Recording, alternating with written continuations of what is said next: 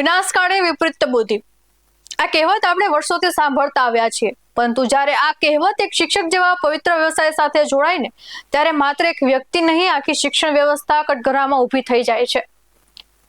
એક સમય હતો જ્યારે શાળાના દરવાજે શિક્ષક માત્ર ભણાવતા નહોતા, પરંતુ જીવન ઘડતા હતા.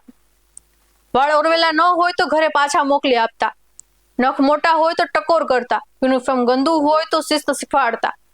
કારણ કે શિક્ષક માત્ર પાઠ્યપુસ્તક નહીં પરંતુ સંસ્કાર પણ ભણાવતા હતા. એટલે જ માતા પિતા પછી સૌથી ઊંચો દરજ્જો શિક્ષકને આપવામાં આવ્યો છે. પણ આજે જો એક શિક્ષક વિદ્યાર્થી પાસે દારૂ મંગાવતો હોય તો આવતીકાલે બાળક શું શીખશે? જો બાળક આ બધું જોઈને એ જ રસ્તે ચાલશે તો પછી જવાબદાર કોણ? માતા પિતા, સમાજ કે પછી એ શિક્ષક જેણે પોતાના પવિત્ર વ્યવસાયને કલંકિત કરી દીધો? નમસ્કાર દર્શક મિત્રો, હું છું શ્રદ્ધા અને તમે જોઈ રહ્યા છો બેસ્તાન ટીવી ન્યૂઝ. અને આજે વાત કરવી છે ગીર સોમનાથ જિલ્લાના ઉના પંથકમાંથી સામે આવેલા એવા બનાવની, જેણે માત્ર એક શાળા નહીં સમગ્ર શિક્ષણ જગતને શરમમાં મૂકી દીધું છે. ઉનાના ખાપટ ગામની પ્રાથમિક શાળામાં સામે આવેલા સીસીટીવી દ્રશ્યો ગંભીર સવાલો ઉભા કરે છે.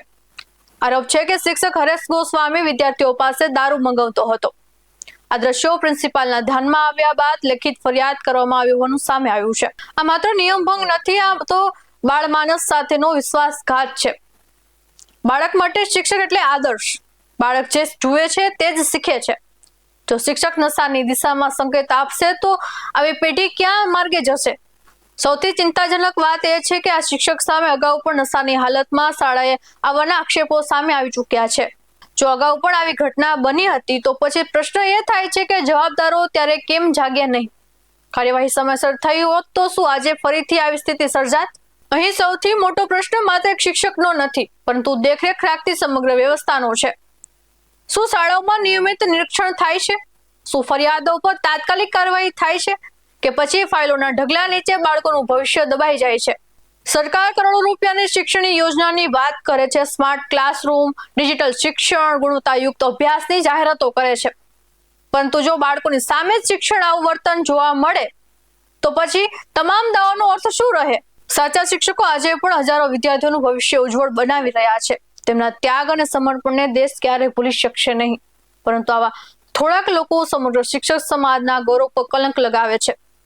આવા વર્તનને કોઈ પણ રીતે યોગ્ય ઠેરવી શકાય નહીં. હવે સૌની નજર આ વાત પર છે કે જવાબદાર તંત્ર આ મામલે કેટલી ઝડપથી અને કેટલી કડક કાર્યવાહી કરે છે. કારણ કે પ્રશ્ન માત્ર શિક્ષકનો નથી, પ્રશ્ન સમગ્ર આવતી પેઢીના સંસ્કાર અને ભવિષ્યનો છે. દર્શક મિત્રો, હવે આ સવાલ આપને છે કે જો આવા શિક્ષકને સજા આપવાની જવાબદારી તમારા હાથમાં હોય તો તમે શું સજા આપો? તમારા મત કોમેન્ટમાં જરૂર જણાવો. આવા જુદેવા સાથે મળતા રહીશું. તમે અમારી યુટ્યુબ ચેનલને સબસ્ક્રાઇબ કરવાનું, અમને ઇન્સ્ટા અને ફેસબુક પર ફોલો કરવાનું ભૂલશો નહીં. બાકી અવનવી અપડેટ્સ મેળવવા માટે આપ જોતા રહો બેસ્તાન ટીવી ન્યૂઝ. નમસ્કાર.